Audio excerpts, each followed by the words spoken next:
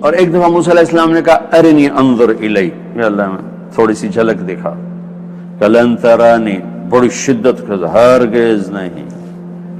یہ تو قرآن ہے، اس کے ساتھ حدیث جوڑتا ہوں، موسیٰ لن یرانی حی الا مات، مجھے زندہ دیکھے گا مر جائے گا، ولا رطب الا تدہدہ، مجھے کوئی تر چیز دیکھے گی تو خشک ہو جائے گی، ولا یابس الا تفرقا، اور کوئی خشک چیز دیکھے گی تو بکھر جائے گی، انما یرانی اہل الجنہ، ہاں انتظار کرو جنت میں آؤ گے تو جنت کا ہر جنتی میرا دیدار کرے گا۔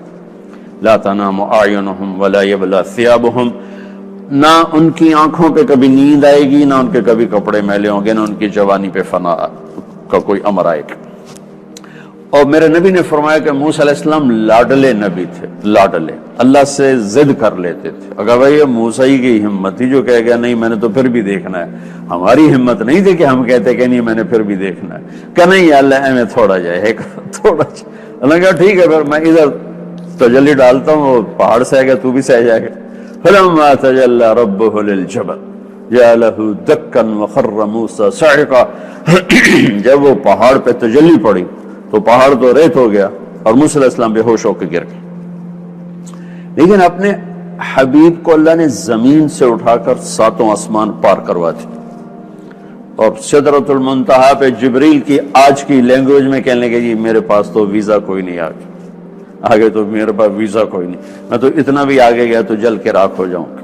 وہاں سے اوپر اٹھایا، پھر عرش کے دروازے کھولے، پہلی دفعہ کسی ہستی کا پاؤں عرش کے اوپر پڑ رہا ہے، آج تک کسی کا پاؤں نہیں پڑا، اور پہلی دفعہ اللہ اور بندے کے درمیان پردے ہٹائے جا رہے ہیں، اور وہ پردے جن کی تعداد کو اللہ کے سوا کوئی نہیں جانتا ہے، وہ سب ہٹا کر براہ راست جسے اللہ کہے السلام علیکہ ایھا النبی ورحمۃ اللہ وبرکاتہ، کتنا پورا فل سلام کیا، میرے نبی آپ کا رب آپ کو سلام پیش کرتا ہے۔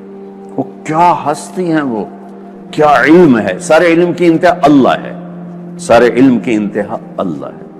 تو جو اللہ اپنا آپ دکھا دے اس کے بعد پیچھے کیا باقی رہ بچ گیا ہے۔ اور کتنا ظرف ہے کہ سر کی آنکھوں سے دیکھا اور اس کو سینے میں محفوظ کیا، اور اللہ سے گفتگو کی، اللہ سے گفتگو کی، بات کی پورے ہوش و حواس کے ساتھ۔ میں یہ کہتا ہوں میرے نبی کا اصل مجاہدہ شروع ہوا اللہ کی دیدار کے بعد، کہ اللہ کو دیکھ کے پھر دنیا میں آنا، اس سے اوکھا کام اور کوئی نہیں۔ اللہ کو دیکھنے کے بعد پھر جب اللہ، جنت کی سب سے بڑی نعمت ہے اللہ کو دیکھنا، سب سے بڑی نعمت۔ ایک لاشعوری خلا باقی ہوگا، جب اللہ کا دیدار ہوگا تو جا کر وہ تسکین ہوگی۔ جب اللہ سامنے آئیں گے تو جب پردہ فرمائیں گے تو اللہ تعالیٰ کہیں گے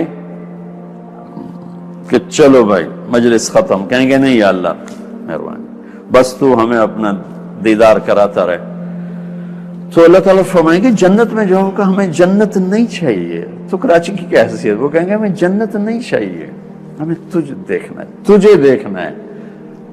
کہ وہ جنت کی حوریں جو مومن نین اور مومنات یعنی مرد عورت اہل ایمان، یہ تو وہاں مجلس میں اکٹھے ہوں گے، لیکن حوریں اپنے اپنے ٹھکانوں پر ہوں گے۔ اللہ تعالیٰ کہیں گے تمہاری حوریں وہ چاہیے، تجھے دیکھنا ہے۔ جب جنت میں یہ حال ہے تو میرا نبی کو اللہ دکھا کر کہہ رہا جاؤ مکے میں پھر پتھر کھاؤ، کوئی آسان کام ہے اللہ کو دیکھنے کے بعد پھر آگے پتھر کھانا؟ اصل مجاہدہ میرے نبی کا اس وقت شروع ہو رہا ہے جب وہ اللہ کا دیدار کر کے آ رہے ہیں۔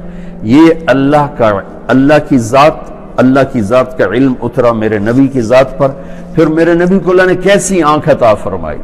اب نماز پڑھا رہے ہیں، مصلی پہ کھڑے، نماز کے دوران آپ نے چلنا شروع کیا، نماز کے دوران اس زمانے یہ محراب نہیں ہوتے تھے، سیدھی بات، محراب اور مینار، محراب و مینار یہ عمر بن عبدالعزیز رحمت اللہ علیہ کی ایجاد ہے، انہیں محراب بنوائی، اور چلتے آئے یہاں تک کہ دیوار کے ساتھ لگ کے کھڑے ہو، اور نماز چل رہی، کافی دیر کھڑے رہے، پھر پیچھے ہٹنا شروع کیا۔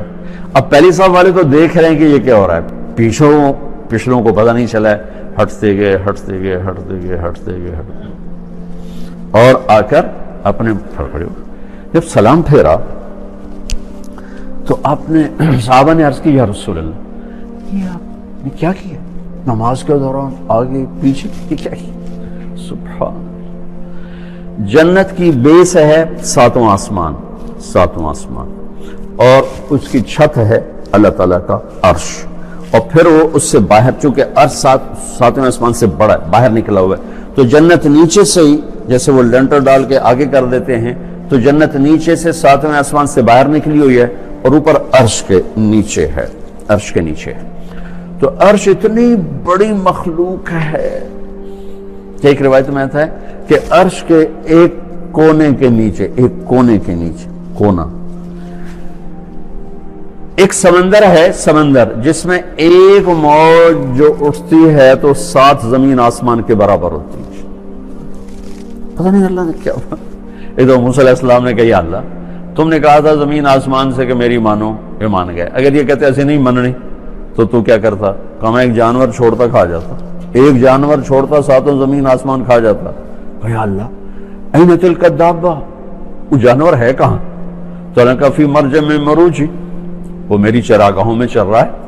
کہ یا اللہ این ذلک المرج، وہ اتنے بڑے جانور سے کتنا گھا چاہیے تو یا اللہ این ذلک المرج، یا اللہ وہ چراگاہ کہاں ہے؟ کہ فی علم من العلوم موسیٰ، میرے علم غیب کے خزانوں میں ہے، تمہیں کیا کیا بتاؤں، سب تمہیں تھوڑا ہی بتایا جا سکتا۔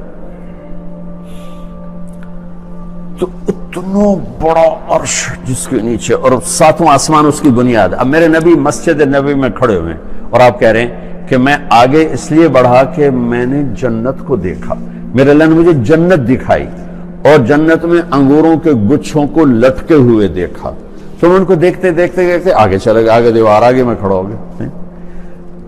اب پیچھے کیوں ہٹے؟ اگر آپ پیچھے اس لیے ہٹا کہ اس کے بعد اللہ نے جہنم کا دروازہ کھول دیا، میں نے جہنم کو دیکھا تو اس کے شعلے اور اس کی لپک اور اس کی خوفناک آگ، تو اس کو دیکھ کر ڈر کے میں پیچھے ہٹتے پیچھے آ گیا۔ یہ اس ہستی کی آنکھ ایسی ہے تو دل کیسا ہوگا؟ اس آنکھ سے سارا دیکھا جا رہا، ان کا علم کیسا ہوگا؟ یہ میرے نبی فرماتے ہیں کہ دنیا دھوکے کا گھر ہے، اللہ کے ساتھ مل کر کہہ رہے ہیں دار الغرور متاع قلیل قل متاع الدنیا قلیل والآخرۃ خیر لمن اتقى ولا تظلمون فتیلا۔ تو اگر ہم اپنی سوچ کو اللہ رسول کی سوچ کے ساتھ ملائیں گے تو پھر یہ زندگی سکون ہے، سکھ ہے، چین ہے۔ اس لیے میرے رب نے ایک عجب بات کی ہے، لَقَدْ كَانَ لَكُمْ فِي رَسُولِ اللَّهِ أُسْوَةٌ حَسَنَةٌ۔ انسان دکھ، مصیبت، غم سے گھبراتا ہے اور خوبصورتی کی طرف کھنچتا ہے، یہ اس کی نیچر ہے۔ وہ خوبصورتی شکل میں ہو کھنچے گا، آواز میں ہو کھنچے گا، کسی منظر میں ہو، کسی گھر میں ہو۔ حسن کے لیے دلیل کوئی نہیں، وہ بلا دلیل ہے۔ 14ویں کے چاند کو پاگل سے پاگل بھی نہیں کہے گا کہ سونا میں دسو تو صحیح، کہ حسن اپنا وجود رکھتا ہے اور غم سے انسان بھاگتا ہے۔ ہمارے سارے علم کی انتہا یہ ہے کہ خوشحال ہو جاؤ، پیسہ کماؤ، خوشحال ہو جاؤ، سارے دکھ درد دور ہو گئے۔ یہ ہمارے علم کی انتہا ہے، پیسہ بناؤ، خوشحال ہو جاؤ۔ خوش الگ لفظ ہے، حال الگ لفظ ہے۔ حال ٹائم کو بتاتا ہے، خوشی کیفیت کو بتاتی ہے۔ ٹائم کا وہ سب سے چھوٹا لمحہ جو گزرتا ہے اس کو حال کہتے ہیں، جس کو پریزنٹ کہتے ہیں، وہ کیوں گزر جاتا ہے، وہ جو یوں گزرا ہے اس میں خوشی ہو، یہ آسمان والا ڈالتا ہے۔ اضحک و ابکا، ہم نے خوشحالی کا مطلب یہ ہے بہت بڑا کاروبار ہے، پیسے ہیں، دولت ہے، شہرت ہے، عزت ہے، واجبہ، اس کا نام ہے خوشحالی۔ نہیں، خوشی ایک کیفیت ہے، اس کا تعلق نہ غربت سے ہے نہ پیسے سے۔